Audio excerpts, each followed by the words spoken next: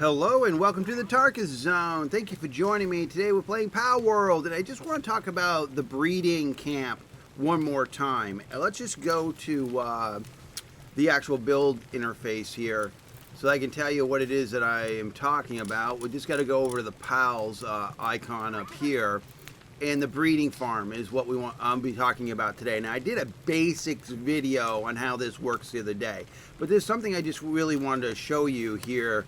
Now, my main camp here, in my first outpost that I created, my main production camp, I've turned it basically into a bakery.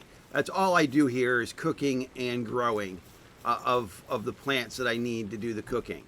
Outside of that, I have moved most of my operations to the second camps that the game has provided. So I've got my wheat fields out here now because I've got so many pals now that can easily tend them. So I don't need them on top of each other. When you're first starting out, putting them all in the same location because you've got so few of them is the way to go because their production level becomes higher.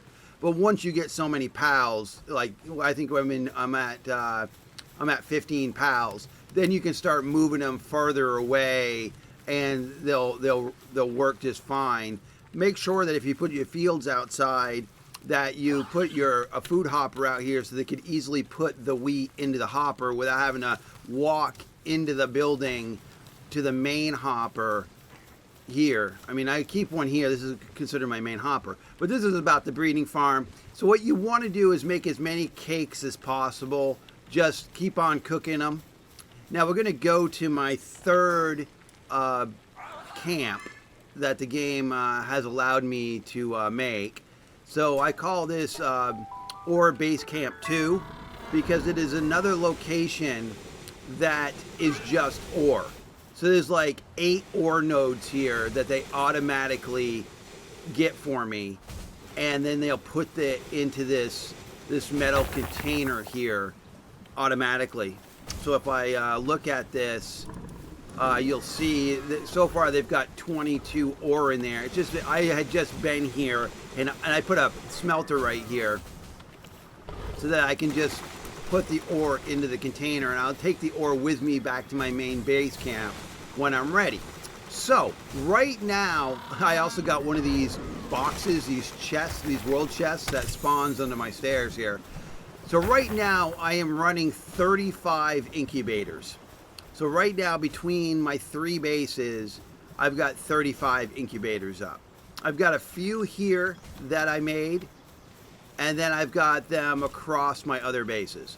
So what I'm trying to tell you today, which is something that is pretty cool about the game, if you just continue putting your cakes in the hopper here, in the breeding hopper, they will continue breeding non-stop. And it's not like one and done. Like I was thinking that you get one egg and you'd have to get that egg before you get another one. That's not the case. As long as you've got cakes, they'll produce eggs. So right now there's 3 of them here. And I can just pick them up here. And there they are. Now I'm breeding these 2 pals here. This is a world boss, this guy with a hat, and then this penguin guy. You can find, if you need one of those penguin guys, you will find them here on this map, on this island on the map. You'll find them here. You can. I got like 15 of them last night, just running around that island. As for the guy with the hat, he is going to be at your. It's going to be this location right here. It's negative 118, negative 491. And then you breed those 2 together. And that's what I've been doing for the last 24 hours, is just breeding those 2 and throwing the eggs in the incubators. So I'm going to go back to I only put these farms here as a backup in case I run out of food, but that's not really the case. What I've been doing is just filling the food hoppers with the toast and jelly. Oh, they're down to 1 in this one, so I'll have to bring them some more.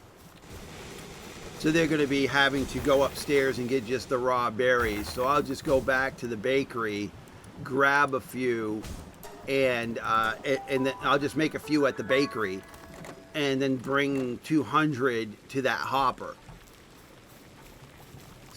So I've got a whole room full of the incubators here, and it's just as easy as finding an empty one. Here's an empty one, and just dragging it into the incubator. So I've got 48 hours on that.